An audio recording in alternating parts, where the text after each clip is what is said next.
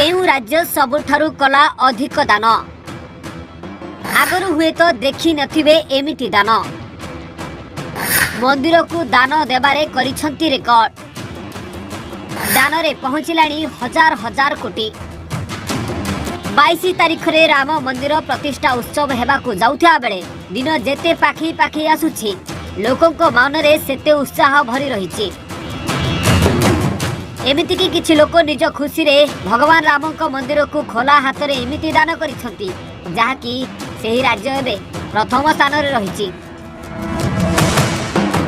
राम मंदिर जेमिति आज पालटिबाकू जाउछि सुनार मंदिर कारण सबु द्वार रे लगा जाउछि सुनार कबाट बहु अलंकार रे सजई होउछि राम मंदिर।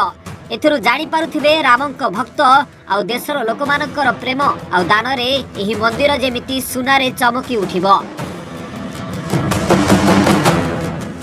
तेबे एठारे आपण भाबुथिबे केउ राज्य सबुठारु अधिक दान करिसंती ए पर्यंत उत्तर प्रदेश रे रहिछि राम मंदिर सेठी प्रतिष्ठा हेबाकू जाउछि राम मंदिर किंतु दान रे रहिसंती सबुठारु आगरे आउ गोटे राज्य।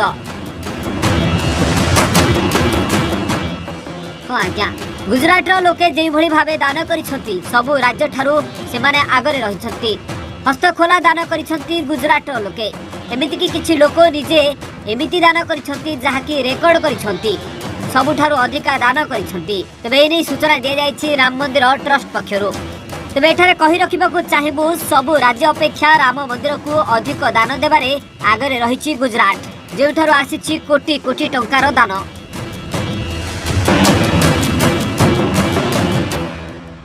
तेबे एठारे कहि रखिबाकू चाहिबो राम मंदिर को एपर्यंत 5500 रु ऊर्ध्व कोटी टंकार दान मिली सारलाणी।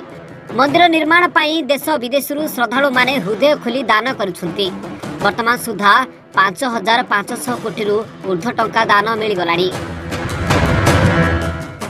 तबे जेतेबेले राम मंदिर पाई शिलान्यास रखा गला सेतेबेले केही भी भाबी नथिले जे एते मात्रा रे दान मिलिबो आउ सेही दानर शुद्ध अर्थ रे मध्य मंदिर प्रथम महला निर्माण होइजिबो।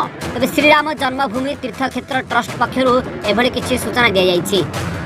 पूर्वरु देशर 1100 कोटी लोकंको ठारू 900 कोटी टंका संग्रह लक्ष्य रखा जाइतला किंतु समय गड़िबा सहित एबे जणा पड़िछि 5500 रु ऊर्ध्व 1000 कोटी टंकार दान मिलिछि। एथिरे सबुठारु आगरे रहिछि जे राज्य से होछि गुजरात।